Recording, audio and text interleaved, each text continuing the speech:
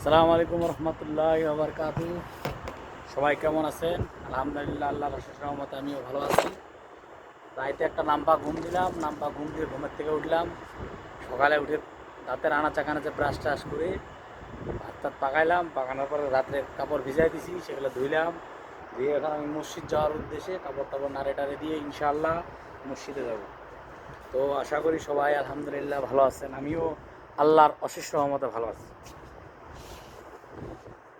আর প্রবাসীদের উদ্দেশ্যে একটা কথা বলা আর কি, যারা প্রবাসে যারা থাকে তাদের মনে করেন যে নিত্য প্রয়োজনীয় প্রত্যেক শুক্রবারে, অথবা অনেকজনের আছে আগে ভাগে করে, কিন্তু আমার জানা মতে বেশিরভাগ শুক্রবার, বৃহস্পতিবার এগুলো রাইতে আর কি কাপড় চোপড় দেয়।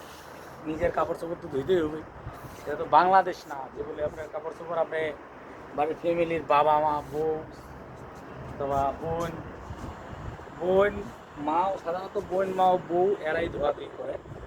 এটা তো বাংলাদেশ না ভাই, এখানে তো নিজেরটা নিজে দিতে হবে, তাই নিজেরটা নিজে দিতেছি।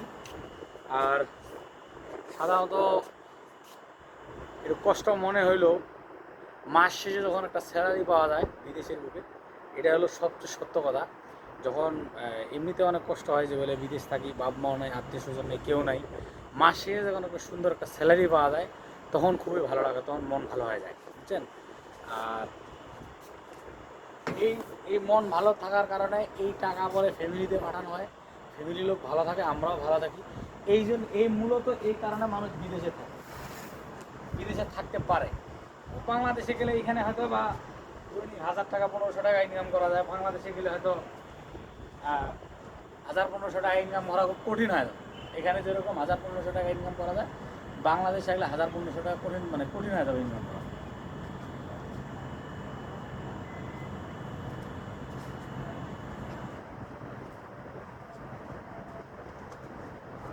ফ্যামিলি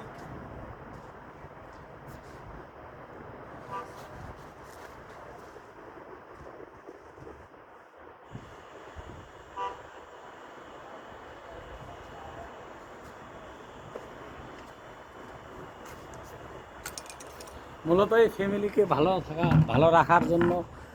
থাকার জন্য মনে করেন যে বিদেশ থাকা, বিদেশে মনে হয় এখন অনেকে হয়তো অনেক হয়তো করে কিরে মাত্র এই কয়েক টাকা ইনকাম করার জন্য বিদেশে বউ বাচ্চা বাপ মা এটা সেটা সবাইকে ফালায় রাখি আসি, তা এটা কি ফায়দা, কি কোনো লাভ নাই, বেকার। এত টাকা মানে বিদেশে আসতে অনেক টাকা খরচ করে আসার পরে এরকম বিদেশে থাকে, কিন্তু লাভ লাভটা হলো এটা মাস শেষে ছোটোখাটো একটা অ্যামাউন্টের বেতন পাওয়া যায়।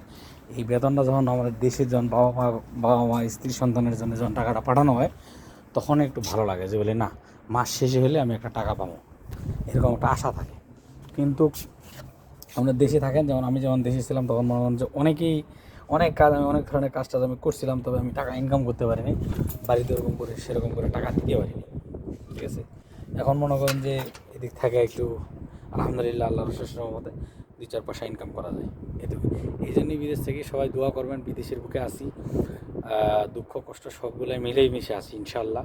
সবাই দোয়া করবেন যেন আল্লাহ যেন সামনে আরও এগিয়ে নিয়ে যায়, আর অতি দ্রুত যেন আমি বাংলাদেশে ফিরে যেতে পারি, বাপ মায়ের বুকে যেন ওকে ফিরে যেতে পারি, ওর যেন সন্তানটাকে নিজ হাতে বড় করতে পারি, এরকম আর কি।